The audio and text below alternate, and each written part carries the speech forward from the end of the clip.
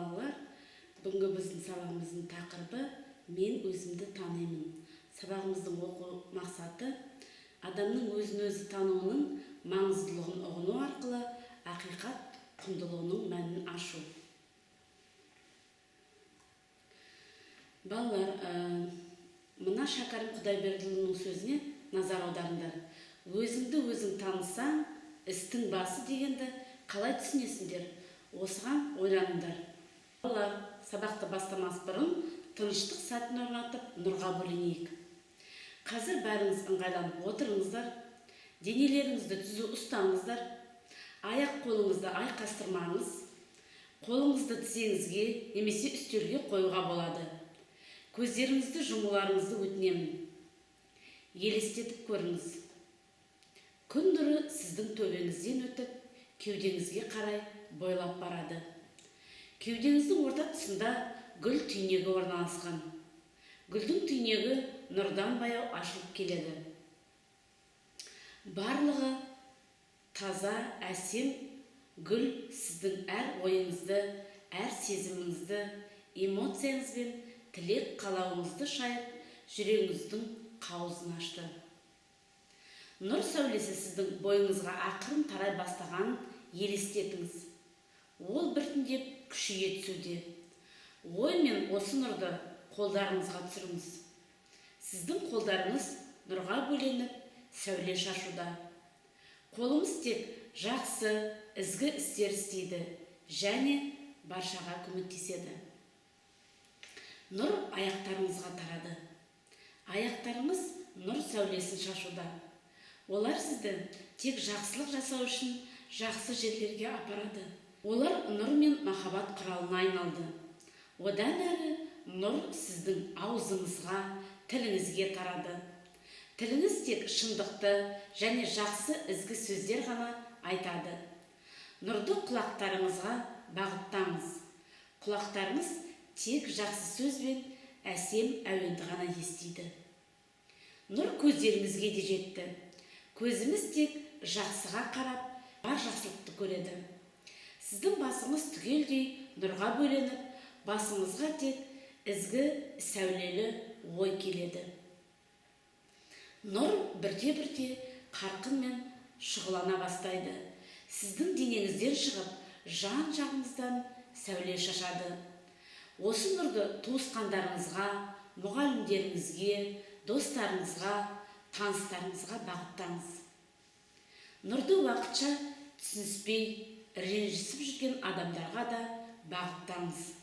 Олардың жүрегі де нұрға толсын.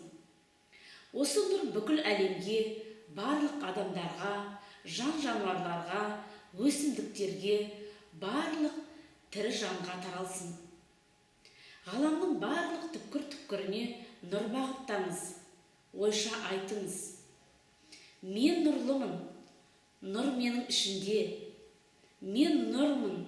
Осындай нұр, махаббат пен тыныштық күйінде отыра тұрыңыз. Енді осы нұрды жүрегіңізге орналастырыңыз. Нұрға толы бүкіл әлем сіздің жүрегіңізде. Оны осындай әсем қалыпта сақтаңыз. Жай мен көзіңізді ашуға болады. Енді балалар, мен сендерді отын оқиғасы аңызымен таныстырамын. Бекет ата жас кезінде Пақыржан қажыдан 7 жылдай дәріс алады. Ұстазы Бекеттей зейінді, әрі ықыласты шәкіртіне айрықша құрмет көрсеткен. Кезекті жыл аяғы да жетіп, келесі оқу жылына қажетті ас, су, ағаш жинап алу керек болады. Ұстаз барлық шәкіртіне балта мен ара беріп, орманнан отын алып келуге жұмсайды. Шәкірттердің бәрі шама шарқынша ағаш кесіп, арқалай алғанша көтеріп келеді. Тек Бекет қана тезек құрылы салмағы жоқ, құрап қалған құл түбіртіктерді теріп әкеледі. Мұны көрген шәкірттер Бекетті келеке ете бастайды. Тіпті біреулері ұстазға шағым айтады.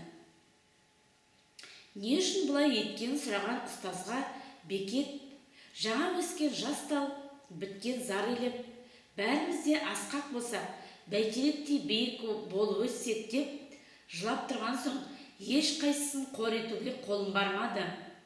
Өмірді қиюдан өткен өлшеусіз күнә бар ма, ұлы ұстаз? Деп жауап береді.